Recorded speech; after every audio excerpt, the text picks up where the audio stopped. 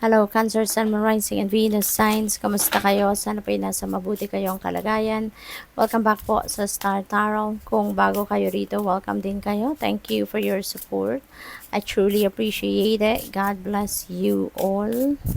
Paunang mensahe po ninyo, perfect fit. Ayan, napakaganda. Kasi kung nasaan man kayo ngayon, anumang klaseng trabaho ang ginagawa ninyo, maybe nasasabi ninyo na this is what you really want to do, no? So siguro napunta na kayo sa trabahong gustong-gusto ninyong gawin, napunta na kayo sa career na talagang naggagawa ninyo kung ano yung passion ninyo, no? So kaya masasabi ninyo na you are this is perfect, no, para sa iyo. Kaya good luck sa iyo. Maaring ito na yung ano ninyo, yung purpose, no? Maybe kung anong ginagawa ninyo sa ngayon that is in alignment with your purpose already. Kaya masasabi ninyo siguro na fulfilled na kayo din dyan. Masaya na kayo. There are opportunities dito na paparating. There are many choices, no? Opportunities abound when you are in a dilemma or roads lead to Rome. Ayan.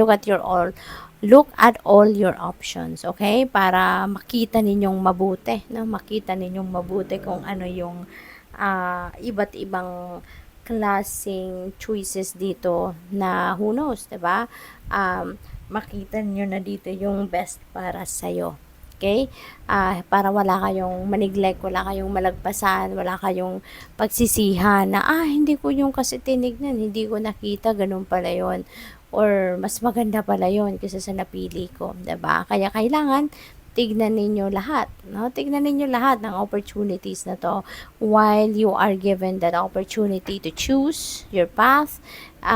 Tignan ninyong lahat. Take advantage of the time and opportunity na matignan ninyong lahat ito bago kayo mamili. Okay? So, tignan natin kung ano pa ang mensahe para sa'yo.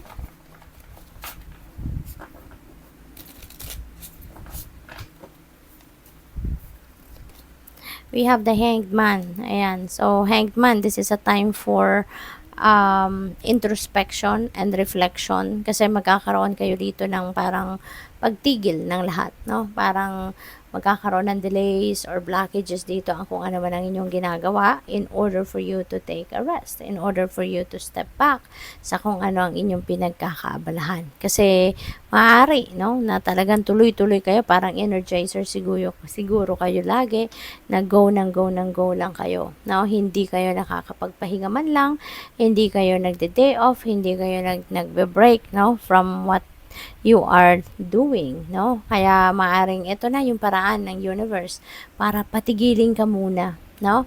At tignan mo, bigyan mo ng pagkakataon sa sarili mo, tignan mo yung mga bagay-bagay sa buhay ninyo, mga pangyayari sa buhay ninyo at a different perspective para nang sa gayon, alam mo yun, makita mo yung difference ng mga pangyayari, 'di ba? So, tignan natin kung ano pa. We have Queen of Swords. Ayan. So, siguro ang iba sa inyo talaga, you are heading towards your ambition sa ngayon, no? Baka meron din talagang opportunity rito, no? At makita ninyo na, wow, ito pala yung dapat kong pagkaabalahan sa ngayon. Baka magkaroon kayo ng bagong idea, magkaroon kayo ng bagong plano, mag-arise, and baka masabi ninyo na this is what I really need to focus on sa ngayon. At baka ito yun inyong mga ambisyon sa buhay. Baka mabibigyan mo ngayon ng panahon na ang mga bagay na yan, ano? What else? We have 5 of Wands. Ayan. So, may competition, may defense, mga kailangan mo sigurong protection nandito ang sarili mo, or kailangan mong gwardyahan ang sarili mo, or position sa trabaho, you know, yung ganon. Baka meron ditong ano sa inyo merong rivalry. Pwedeng may promotion ito, or baka may ina-applyan kang position sa trabaho at hindi lang ikaw yung aplikante, no? Kaya mataas siguro yung level of competition sa ano na yan, sa opisina ninyo, no? Kaya ayan, baka dumating sa debate, dumating sa kailangan mo depensahan ang sarili mo, 'di ba? Or kung ano man, no, yung mahalaga para sa iyo. Kaya ngayon, kailangan mong pag-isip-isip, Okay? Para na sa gayon, alam mo kung paano mo to haharapin. Kasi kung maraming laman ang isip mo, you're all over the place, baka kung mapano ka na lang, 'di ba? Yung pagsalitaan ka na lang na kung ano-ano, hindi ka makaribatel or hindi mo ma-figure out kung saan ka lulugar, 'di ba? Kaya kailangan mo ng pahinga para makapag-isip kang mabuti. Para pag hinarap mo ang sitwasyong ganito, alam mo, malinaw sa isip mo, no? Magiging maganda ang inyong magiging desisyon.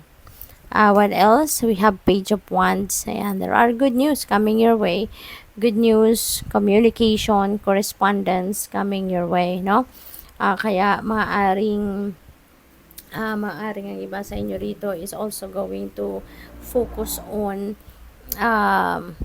these opportunities, kasi feeling ko yung mga good news na to is related to opportunities, no? Na pwedeng trabaho ito, pwedeng pagkakakitaan, at ang maganda rito kasi this could be something that you really love doing, no? So this is exciting kasi maybe sa ngayon baka ito yung matagal na ninyong hinihintay na pagkakataon na magawa ninyo kung ano yung passion ninyo, and maybe this is it, diba?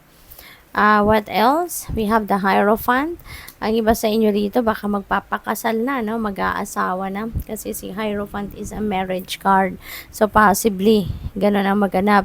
Or baka ang iba sa inyo dito, yung opportunity na to, yung good news na yan, baka nag-enroll kayo sa isang course sa school, formal schooling, at maaring natanggap kayo. Diba? So, parang ganon. Kasi ang iba sa inyo dito will be going back to school, will go to, pag-aaral muli. Diba? Maaaring ganon ang ganap ng iba sa inyo rito. Kaya good luck sa'yo. We have Temperance, and this is about healing.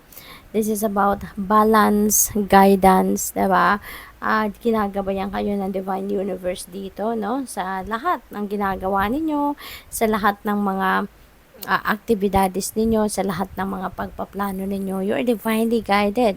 Always remember that. Kaya dapat lagi kayong nakikinig, no, sa inyong intuition at sinusunod ninyo kung ano yung bulong ng intuition ninyo, kasi guidance yan, no, from the divine universe. At yan ang makakatulong sa iyo para madala ka sa kung saan ka dapat mapunta. You will be led towards the right path. Okay? Kung meron din kayong mga sitwasyon sa ngayon tulad nito, di ba?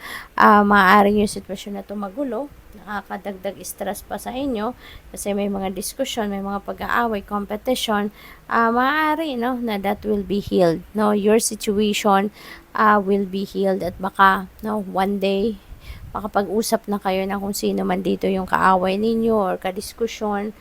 Maybe you will compromise, or alam mo yun, mapapatch up then yung inyong hindi pagkakaintindihan, no? So, good luck. Thank you for watching. Love and light. Namaste.